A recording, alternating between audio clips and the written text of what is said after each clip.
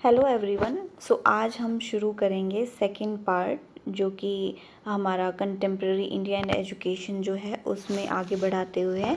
उसमें हम first unit में करेंगे policies, acts and provisions related to education.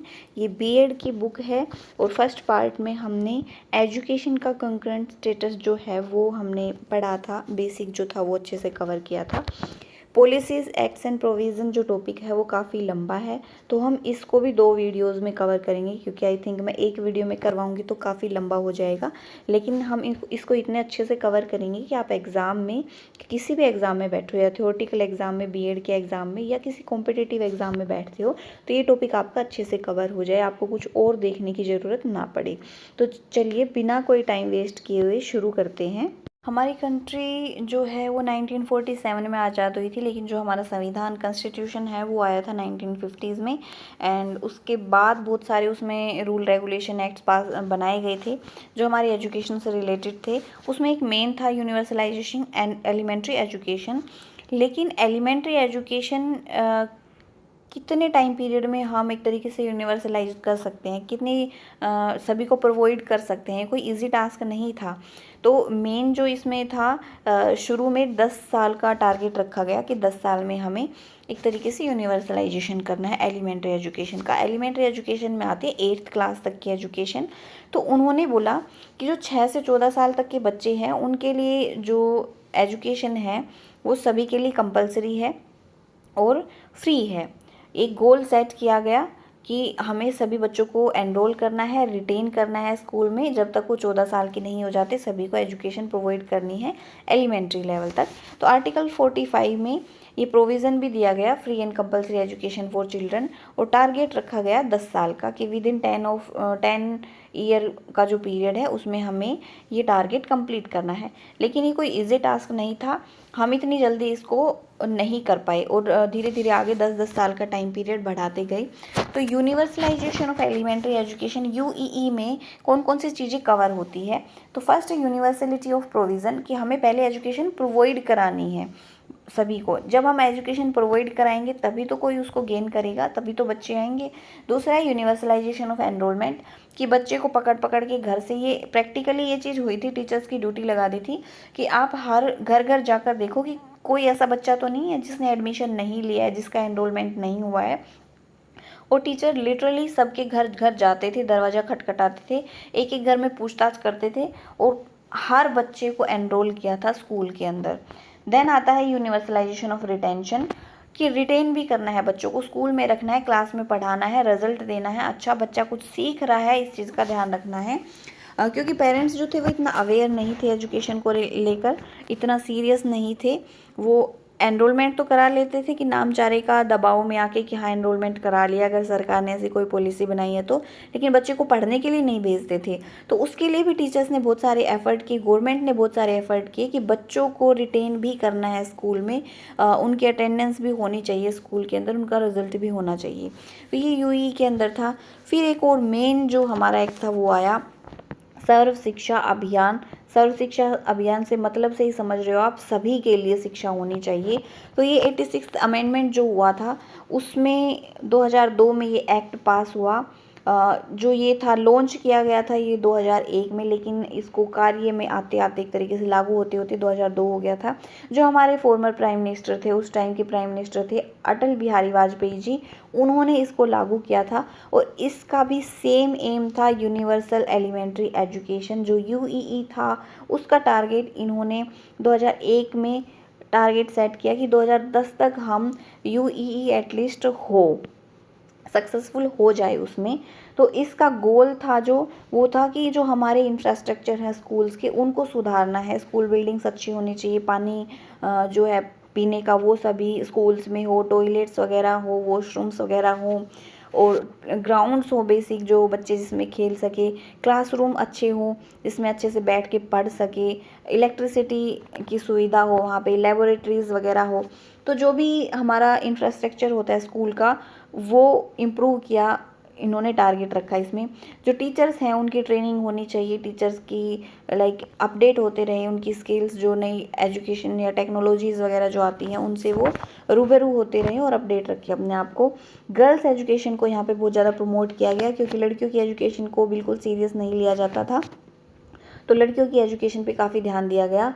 और जो एक तरीके से डिजिटल डिवाइड एक तरीके से जो था उनको जोड़ा गया, मतलब जो भी नई टेक्नोलॉजीज़ वगैरह आई थी, आईसीटी जो आया था उसको भी एक तरीके से इन्होंने लागू किया कि इस तरीके से भी पढ़ा सकते हैं, लाइक कंप्यूटर लैब्स वगैरह बनाई और बेसिक जो सेटअप था वो किया। एसएससी जो था वो one of the largest educational programme था क्योंकि इसमें 200 मिलियन बच्चे थे, उनको कवर किया गया था। और इसमें जो programme partners with state government has introduce initiative like Padhe Bharat बड़े भारत, ऐसे बहुत सारे इनिशिएटिव चलाए गए। तो स्टेट लेवल पर ये भी चलाए गए थे पढ़े भारत बड़े भारत। इसके अंदर क्या था कि जो फर्स्ट और सेकंड के बच्चे थे उनमें राइटिंग रीडिंग और मैथ की स्किल्स जो थी वो इम्प्रूव करनी थी। और ये जो प्रोग्राम था ये 2014 में चलाया गया था। तो ऐसे काफ़ी सारे प्रोग्राम्स जो थे वो भी चलाए गए, जैसे अभी 2020 की जो पॉलिसी है उसमें निपुण करके चलाया गया है, उसमें भी यही है कि न्यूमरेसी और लैंग्वेज पे काफ़ी ध्यान दिया गया है। 10 सर्व शिक्षा अभियान के बाद आर्टिकल 45 में जैसे प्रोविज़न दिया गया है ये देखते हैं। इसमें provision of early childhood care and education for children below the age of 6 year तो अभी हमने पढ़ा कि उसमें क्या था कि जो सर्व शिक्षा अभियान था उसमें 6 से 14 साल के बच्चे हैं उनकी एजुकेशन पे ध्यान दिया गया था, लेकिन आर्टिकल 45 में जो 6 साल से छोटी एज है 0 से 6 साल तक की उस पर भी काफ़ी ध्यान दिया गया, क्योंकि जो बच्चे का मेंटल डेवलपमेंट होता है वो कब तक होता है, 6 साल से पहले ही बहुत हो चुका है, 80-90% 6 साल से पहले ही हो चुका होता है। तो जो हमारी अर्ली चाइल्डहुड केयर है ना उस पर भी बहुत ज़्यादा ध्यान दिया गया। Article 21A right to education कि सभी को राइट है एजुकेशन लेने का, एक तरीके से वो राइट बना दिया गया कि 6 से 14 साल तक तो फ्री एजुकेशन मिलेगी ही मिलेगी, जो स्टेट है वो फ्री एजुकेशन देगा हर एक बच्चे को। देन आता है आर्टिकल 51A, इसमें क्लोज की है वो ऐड किया गया। 51 में ए में ए है जो है वो फंडामेंटल ड्यूटी है कि इसके लिए पेरेंट्स और जो गार्जियंस थे उनके लिए, जो भी बच्चे थे 6 से 14 साल तक के, उनके पेरेंट्स और गार्जियंस को ये बोला गया कि भाई आप अपने बच्चों को स्कूल भेजो, स्कूल है वो फ्री एजुकेशन प्रोवाइड कराएगा, वो उनको ड्रेसेस देगा, वो उनके कपड़े और खाने का ध्यान रखेगा। तो एग्जैक्ट इसकी वर्डिंग है, it shall be duty of every citizen of India who is a parent और guardian to provide opportunity for education of to his children as the case में be ward between the age of 6 and 14। यहाँ पे भी 6 से 14 साल तक के जितने भी बच्चे थे उनके माँ बाप और उनके गार्जियन से उनको बोला गया कि आप अपने बच्चों को स्कूल भेजिए। देन आता है राइट टू एजुकेशन एक्ट 2009। 2009 में राइट टू एजुकेशन एक्ट आया हमारा। इस एक्ट के अंदर भी मेन चीज़ यही थी कि एजुकेशन प्रोवाइड करानी है, फ्री एंड कंपलसरी होनी चाहिए। इन्होंने एक और चीज़ ऐड की, मतलब पहले भी वही चीज़ थी कि डिस्क्रिमिनेशन नहीं होना चाहिए, इन्होंने और एग्जैक्ट उस पर ध्यान दिया कि उसका एम क्या था कि सभी बच्चे जो हैं इंडिया के उनको प्रॉपर एजुकेशन मिले regardless of their family income आड़े नहीं आनी चाहिए। जेंडर क्या है, लड़का है लड़की है वो भी नहीं देखना है, सभी को मिलनी चाहिए एजुकेशन। कास्ट और क्रीड का भी हमें नहीं देखना है किस कास्ट से बिलोंग करता है। जो भी बच्चे हैं वो इक्वली इम्पोर्टेंस रखते हैं, चाहे वो किसी भी कास्ट क्रीड से हो, चाहे लड़का हो लड़की हो, चाहे वो गरीब हो अमीर हो, सभी को राइट है एजुकेशन लेने का। यह आर्टिकल 21A के अंदर बताया गया था। राइट टू एजुकेशन एक्ट है उसमें काफ़ी सारे प्रोविज़न्स हुए, जैसे गवर्नमेंट स्कूल में था कि गवर्नमेंट स्कूल है वो फ्री एजुकेशन प्रोवाइड कराएगा, क्योंकि ये पूरी तरीके से गवर्नमेंट की तरफ से था। और स्कूल मैनेजमेंट कमेटी है वो इसका ध्यान रखेगी कि सारे बच्चे हैं वो एजुकेशन ले, फ्री एजुकेशन ले, कोई फीस ना चार्ज की जाए उनसे। प्राइवेट स्कूल जो थे उनमें 25% सीट्स जो थी वो रिज़र्व रखी गई कि 25% सीट पे जो बच्चे होंगे वो कोई फ़ीस नहीं देंगे।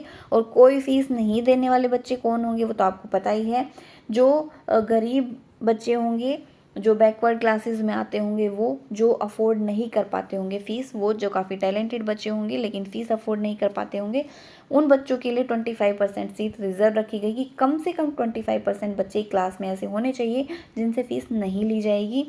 सर्वेज होते थे कि जो चिल्ड्रंस है उनको प्रॉपर फैसिलिटी प्रोवाइड की जा रही है या नहीं, जो जिन बच्चों को एजुकेशन की नीड है वो बच्चे स्कूल में है या नहीं। ऐसा तो नहीं है कि बच्चे एनरोल ही नहीं हुए हैं, घर घर जाकर दरवाज़ा खटखटाया गया टीचर्स के द्वारा कि भाई अपने बच्चों को एनरोल कराओ स्कूल में, उनको फ्री एजुकेशन देंगे हम।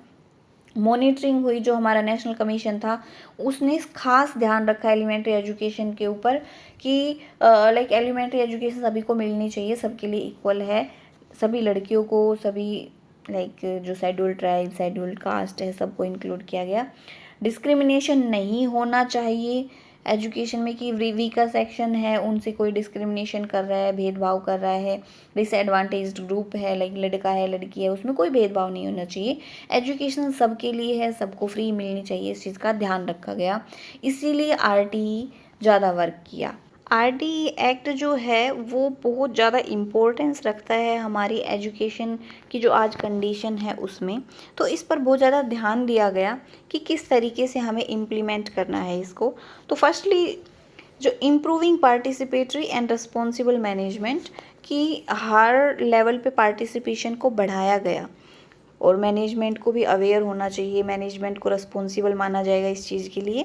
Focusing on teacher training programme, जिन टीचर्स से बच्चे पढ़ेंगे उनकी ट्रेनिंग पे भी फोकस किया गया कि वो भी अप टू डेट रहे, जो भी नई टेक्नोलॉजी आएगी उससे रिलेटेड उनकी स्किल्स भी इम्प्रूव होती रही। Prioritising vocational education, vocational education पे ध्यान दिया गया। देन फिर है increasing budget for elementary education at central and state level, budget को बढ़ाया गया। बजट बढ़ाया तो मतलब और अच्छी कंडीशन हुई एजुकेशन की और इम्प्रूव हुआ एजुकेशन में। Bringing minorities religious school under the RTE, RT के अंडर जो माइनॉरिटीज़ के स्कूल्स थे, रिलीजियस स्कूल्स थे, उनको भी लाया गया। Emphasizing the quality of education over the quantity, सिर्फ क्वांटिटी पे नहीं कि यहाँ पे हमने 50 स्कूल खोल दिए, यहाँ पे 100 स्कूल खोल दिए, इस स्टेट में तो 700 स्कूल चल रहे हैं, उन स्कूल से मतलब क्वांटिटी के साथ साथ क्वालिटी भी इम्पोर्टेंट है कि उस स्कूल में कैसी पढ़ाई हो रही है, क्या क्वालिटी मिल रही है एजुकेशन की, तो क्वालिटी पे भी बहुत ज़्यादा ध्यान दिया गया। Making the teaching profession more attractive, जो टीचिंग प्रोफेशन है उसको ज़्यादा अट्रैक्टिव बनाया गया। Encouraging society to support education for children without bias, society को अवेयर किया गया, सोसाइटी को एनकरेज किया गया कि सारे चिल्ड्रंस को एजुकेशन मिलनी चाहिए, कोई बाइसनेस नहीं होनी चाहिए, कोई मतलब ऊंच नीचे ऐसे भेदभाव नहीं होना चाहिए। तो आरटीई एक्ट को लागू करने के लिए काफ़ी एफर्ट हुए, जो कि काफ़ी अच्छा रिजल्ट हमें मिलता है। देन आता है provisions and act related to equalising educational opportunity, कि इक्वली कैसे एजुकेशन मिलेगी सभी को।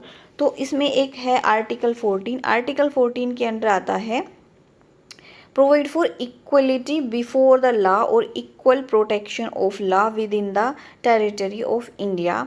में एग्जैक्ट जो इसके वर्ड है, it state shall not deny to any person equality before the law और the equal protection of the laws within the territory of India. इसका मतलब है कि जितने भी पर्सन हैं वो सारे इक्वल इम्पोर्टेंस रखते हैं हमारे इंडिया में। इंडिया की जो बाउंड्री है उसके अंदर जितने भी इंसान रहेंगे वो इक्वल इम्पोर्टेंस रखेंगे, उनको इक्वली ट्रीट किया जाएगा गवर्नमेंट की तरफ से, उनमें कोई भी भेदभाव नहीं होगा, उन सभी को इक्वल राइट है, उन सभी के लिए इक्वल लॉ है। ये एग्जैक्ट इसका मीनिंग था। देन आर्टिकल 29 आता है, जो कि माइनॉरिटीज़ जो हैं उनके लिए बनाए गए थे बहुत सारी लॉज जो थे, एक्ट, उनके लिए भी ध्यान में रखा गया कि उनको भी एजुकेशन मिले, उनका हक ना छीना जाए।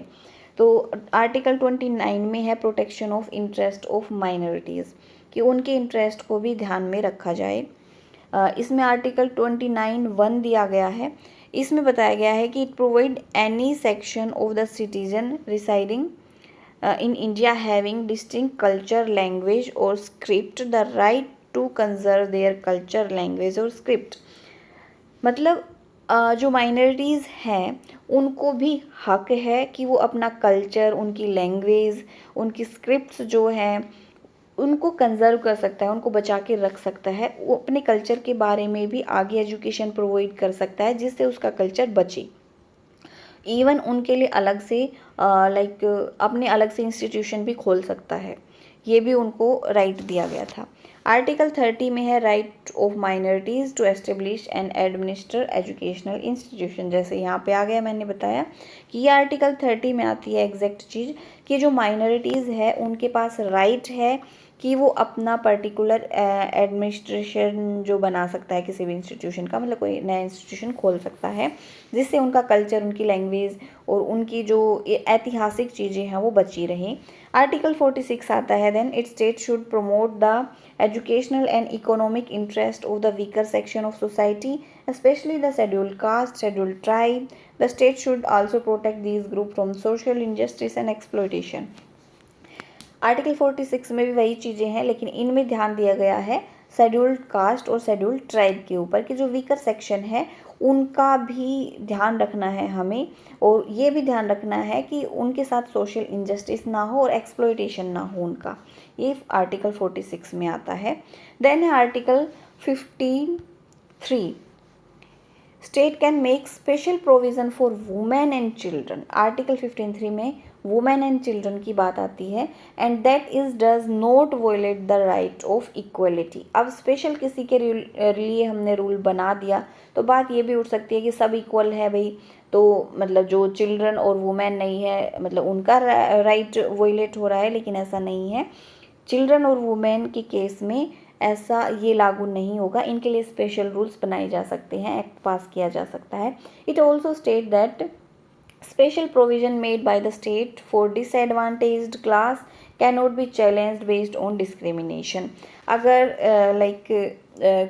स्पेशल प्रोविज़न अगर प्रोवाइड किए गए हैं किसी एक डिसएडवांटेज्ड क्लासेस को, तो उसको चैलेंज कोई नहीं करेगा कि ये उनके साथ भेदभाव हो रहा है। लाइक कास्टिज्म ज़्यादा होता था मेनली, तो मैं एक प्रैक्टिकल एग्जांपल लेती हूँ। जैसे SC/STs है, उनके लिए एक कोटा डिसाइड किया हुआ है पर्टिकुलर, उनको आरक्षण मिलता है, और आप देखोगे तो उनकी जो कट ऑफ है वो काफ़ी कम जाती है।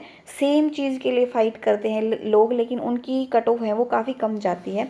तो ये प्रैक्टिकल एग्जाम्पल दे रही हूँ मैं कि उनके लिए जैसे उनकी जो मार्क्स, उस चीज़ को कोई चैलेंज नहीं करेगा कि एक सीट के ऊपर SC/ST है उनके मार्क्स इतने कम है, और एक नॉर्मल पर्सन जो जनरल पर्सन है वो काफ़ी अच्छे मार्क्स लेके आ रहा है, उनसे डबल ट्रिपल मार्क्स लेके आ रहा है, लेकिन फिर भी वो सेम पोजीशन पर रखे जा रहे हैं। तो ये हो गया कि इस चीज़ को कोई चैलेंज नहीं करेगा, इसका मतलब ये हो गया।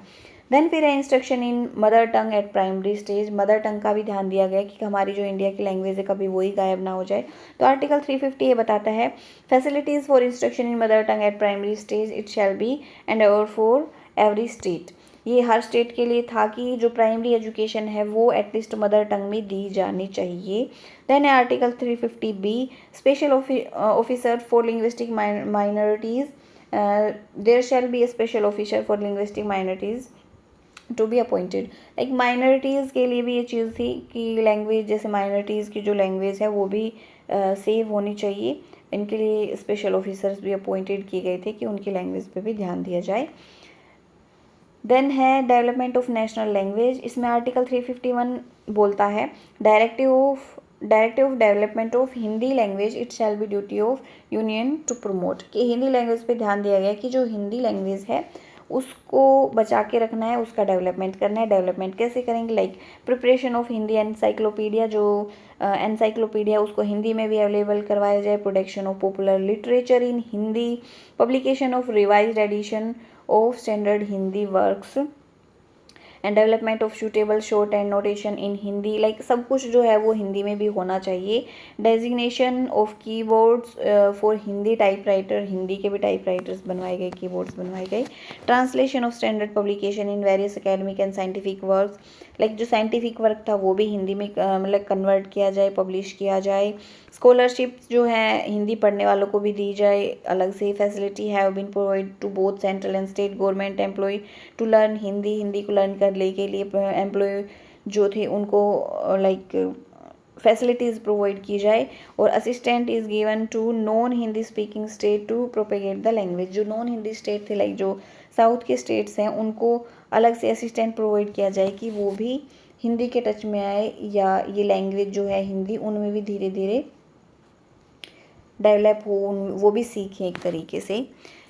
देन ये जो आगे की है रिलीजियस एजुकेशन से लेके वो हम अगली वीडियो में कवर करेंगे, क्योंकि ये वीडियो काफ़ी लंबी हो जाएगी।